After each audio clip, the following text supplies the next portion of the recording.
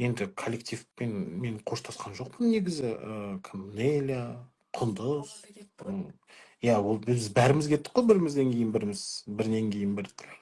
Ана бүгін не болды? 31 мамыр, өздеріңіз білетіндей, саяси қуғын-сүргін және ашаршылықтан зардап шеккен адамдарды еске алу күні болды. Ә, Барлықтарыңызға анадан сәлем. Аннаға да үлкен сәлем. Мамаңа үлкен сәлем, Анна.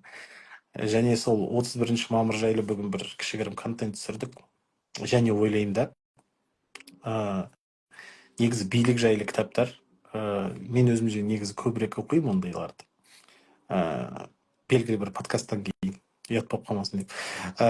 Сондықтан соның ішінде өте пайдалы дүниелер жазылған. Және бір әттеген-ай бір жүрегіме батқаны. Енді кеттік қой жобадан. Содан кейін жаңағы маған байланысы бар, маған тиесілі, маған бір ұшы тиетін қатысушылар да, жаңағы қызметкерлер де бәрі бірінен кейін бір деп сөйтіп кәдімгі бір сөзбен айтсам, почти что командамен кеттім, иә. Қалатын адамдар қалды. Кетірген адамдар.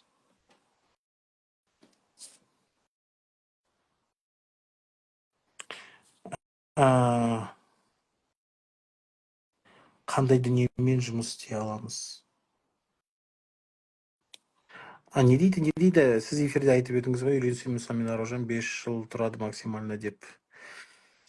Енді жамандықты шақырмай қояйықшы, негізі. Бар ғой, біреуге бірдеме айту, негізі сұрақты қойған кезде жауапты беру керек. Менен екеуі келіп, Шах мырза, біз жайлы пікіріңіз не десе, онда екеуіне ол жауапты берем.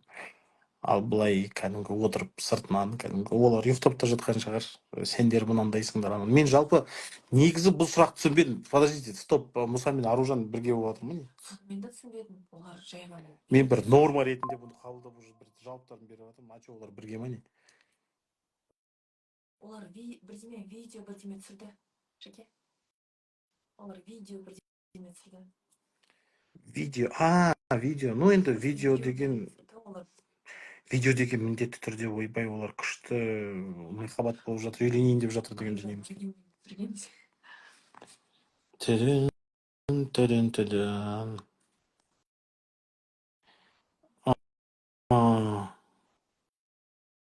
Көзім неге қызарып кеткен? Жағына түсірімнен келді. Түсірілімнен келдім.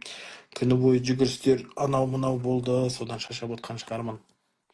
Жаңбырдың астында өлең оқыды. Мен кімді жақтырмайтынын білмеймін негізінде. Оны өздерінен сұрайсыз ау. Сағынып қаппыз дейді. Рахмет сізге. Бұл жерде мені сатты ма, сатылмады ма, мен тауар емеспін ғой. Енді әр адам өздерінің таңдауын жасады, өзінің дегеніне жетті, өзінің нәтижесін көруде, және енді өкініште қалған жоқпыз. Менде болды деп ойлаймын.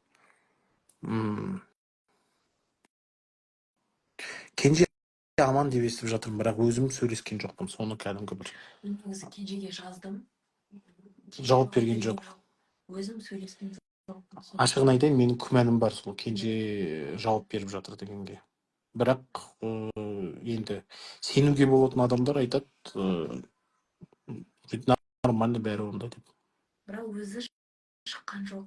Негізі содан. Бәсе, ағалы қарындас болып сыйласып жүр Мұса мен Аружан дейді.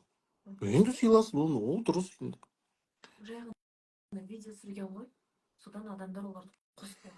Айсажан Мойла туралы ойыңыз, махаббат жеңсін, бәрі жақсы болсын.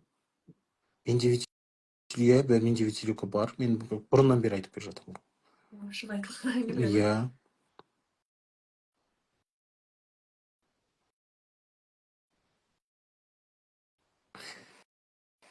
Енді адамдар неге мәз болмау керек? Енді мәз болып жүре берсін, керісінше жақсы ғой адамдар мәз болған.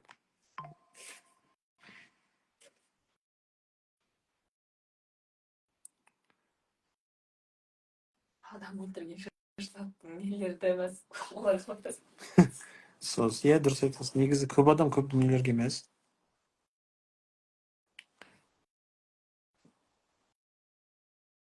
Менің естуімше кенже неде сондай бір уақытша перерыв алып қазір терең жұмыс істеп жатыр деп ақпарат келді.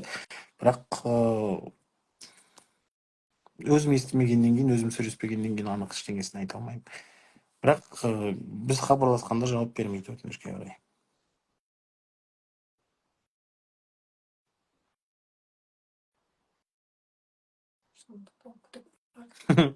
Зарина Карменге қатысыңыз бар ма?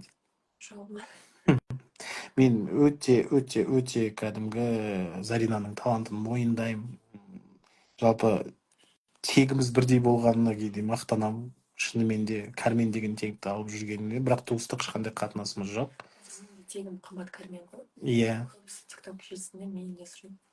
Зарина Карменге қатысыңыз бар ма деп па? Жоқ, негізі Заринаның өзінің тегі Кармен деген. Күйеуінікі емес. Бірақ кәдімгі сол әлі студент оқушы болып жүрген кезде ондайды байқап қалған, кәдімгі Зарина Кармен деген актриса бар екен деп. Және сырттай былай туындыларын бақылап жүрем. Өте талантты актрисалардың бірі.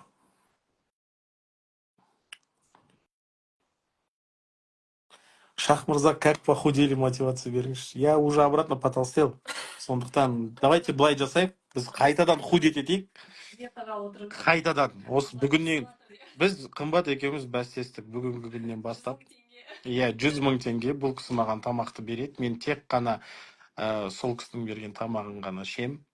Сөйтіп, тамақ бермесе тамақ ішпеймін. Негізі ондай угрозалар бар. 1-2 күн мүлдем тамақ бермеуі мүмкін деген. Әзіл әрине, бірақ сондай бір аштық жариялау мотивациясы шығып тұр алдымыздан. Сондықтан қазір көреміз енді нәтижелерін. Мен негізі салмақты өте тез тастаймын. Иә, өте тез. Анау жылы біз Мен бір рет жаңағы больницаға жатып гипертониямен, содан кейін саған срочно диета номер 10 керек дегеннен кейін қанша бір айдың ішінде 10 килограммнан артып кетті. Иә, қымбат бір формуласын тапты. Бұл анандай.